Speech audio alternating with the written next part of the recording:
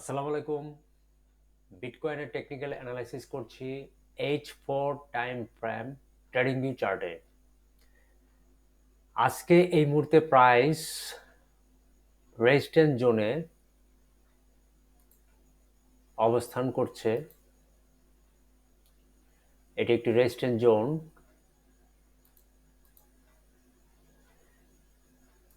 এই রেজিস্ট্যান্স জোনে এসে সে এর আগের ক্যান্ডেলটিতে টেস্ট করেছে, রিজেক্ট করেছে, উইক তৈরি করেছে, টেল তৈরি করে এই রেজিস্ট্যান্স জোনটিকে ব্রেক আপ করতে পারে নাই, অর্থাৎ নতুন করে বুলিশ মোমেন্টাম করতে পারে নাই, নতুন করে হায়ার হাই তৈরি করতে পারে নাই। ট্রেডাররা এখান থেকে বাই এন্ট্রি করতে করতে ব্রেকআউট করতে পারে নাই বা নতুন একটি বুলিশ কন্টিনিউশন তৈরি করতে পারে নাই, এবং একটি রিজেকশন ক্যান্ডেল তৈরি করেছে, তারপর একটি বেয়ারিশ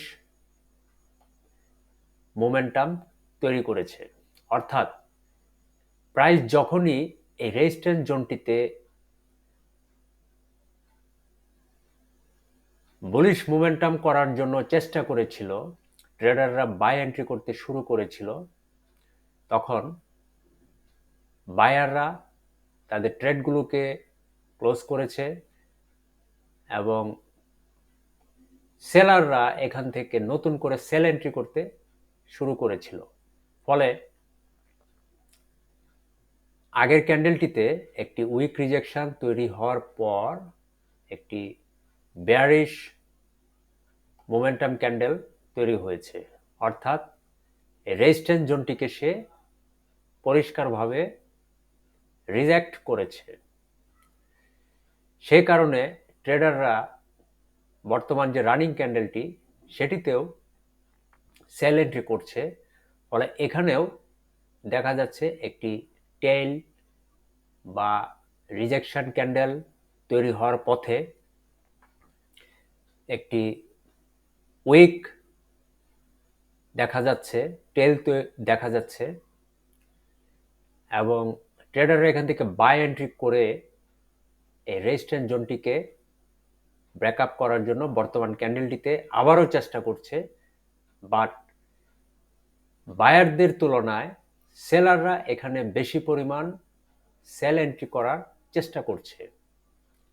এই অবস্থাতে এই রেজিস্ট্যান্স জোনটির নিচে ঠিক এইভাবে যদি রিজেকশন ক্যান্ডেল বা উইক বা টেল তৈরি করে ঠিক এইভাবে ক্লোজ হয়, অথবা ট্রেডাররা যদি আরও বেশি সেল এন্ট্রি করতে শুরু করেন,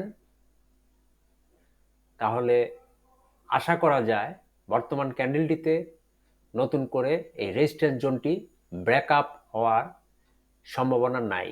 অর্থাৎ নতুন করে বুলিশ মোমেন্টাম হওয়ার সম্ভাবনা থাকবে না। ফলে বর্তমান রানিং ক্যান্ডেলটি এই রেজিস্ট্যান্স জোনটিকে এইভাবে টেস্ট অবস্থায় যদি ক্লোজ হয়, তাহলে আশা করা যায় নেক্সট প্রেডিকশন বেয়ারিশ মোমেন্টাম হতে পারে। অর্থাৎ ট্রেডাররা যখনই দেখবে এই রেজিস্ট্যান্স জোনের নিচেই বর্তমান রানিং ক্যান্ডেলটি ঠিক এইভাবে টেস্ট করে রিজেকশন করে উইক টেল বা পিন তৈরি করে ক্লোজ হয়েছে, ঠিক তখনই ট্রেডাররা এখানে একযোগে সেল এন্ট্রি করতে শুরু করবে। ফলে পরবর্তী ক্যান্ডেলটিতে আমরা বেয়ারিশ মোমেন্টাম ক্যান্ডেল দেখতে পাবো, অর্থাৎ সেলার প্রেসার দেখতে পাবো, অর্থাৎ নেক্সট প্রেডিকশন বেয়ারিশ মোমেন্টাম দেখতে পাবো। এখানে নিচে আরো একটি সাপোর্ট জোন আছে। ফলে আশা করছি এই সাপোর্ট জোনটিতে প্রাইস এখানে চলে আসতে পারে। তাই আমি আমার ব্যক্তিগত অ্যানালাইসিস অনুসারে এখানে আমার next prediction, next target bearish momentum অর্থাৎ সেল টার্গেট সেট আপ করে রাখছি। ঠিক একইভাবে আপনারা আপনাদের নিজেদের ব্যক্তিগত ট্রেডিং স্ট্র্যাটেজি অনুসারে, ট্রেডিং সিস্টেম অনুসারে সেল এন্ট্রি অথবা বাই এন্ট্রি খুঁজে বের করবেন। যদি দেখেন এই রেজিস্ট্যান্স জোনটিকে, বর্তমান রানিং ক্যান্ডেলটি এইভাবে টেস্ট না করে বরং ফুল বডি ক্যান্ডেল দিয়ে একটি বুলিশ মোমেন্টাম ক্যান্ডেল তৈরি করে একটা নতুন হায়ার হাই তৈরি করে, তাহলে কখনোই নেক্সট প্রেডিকশন এখানে বেয়ারিশ আশা করা যাবে না। নতুন একটি হায়ার হাই বা একটা বুলিশ মোমেন্টাম তৈরি করতে পারে। সেজন্য অবশ্যই অপেক্ষা করতে হবে বর্তমান রানিং ক্যান্ডেলটি বুলিশ মোমেন্টাম ক্যান্ডেল দিয়ে রেজিস্ট্যান্স জোনটিকে পরিষ্কার ব্রেকআউট করে, ব্রেকআপ করে, অথবা ঠিক এইভাবে রিজেক্ট করে, টেস্ট করে। যদি রিজেক্ট করে, টেস্ট করে, তাহলে অবশ্যই নেক্সট প্রেডিকশন বেয়ারিশ আশা করব। আর যদি টেস্ট না করে ব্রেকআপ করে, তাহলে অবশ্যই নতুন একটি হায়ার হাই বা বুলিশ মোমেন্টাম আশা করা যায়। সে পর্যন্ত অপেক্ষা করতে হবে বর্তমান রানিং ক্যান্ডেলটি কি ধরনের ফরমেশন তৈরি করে, রিজেকশন ক্যান্ডেল তৈরি করে টেস্ট করে, নাকি বুলিশ মোমেন্টাম ক্যান্ডেল তৈরি করে ফুল বডি একটা হায়ার হাই কনফার্মেশন তৈরি করে বুলিশ মোমেন্টাম করে, সেটাই দেখতে হবে এবং একটা কনফার্মেশন নিতে হবে। আমি আমার পার্সোনাল টার্গেট এখানে সেট আপ করে রাখলাম। আপনারা আপনাদের ট্রেডিং সিস্টেম অনুসারে হয় বাই এন্ট্রি করতে পারেন অথবা সেল এন্ট্রি করতে পারেন।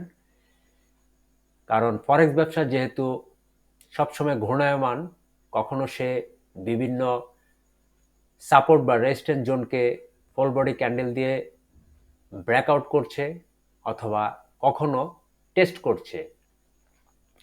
টেস্ট করলে অবশ্যই সে রিভার্স করবে, আর যদি সে ব্রেকআউট করে তাহলে অবশ্যই সে কন্টিনিউশন করবে, সেটা বুলিশ মোমেন্টাম হোক আর বেয়ারিশ মোমেন্টাম হোক। হয় সে টেস্ট করবে অথবা সে ব্রেকআউট করবে।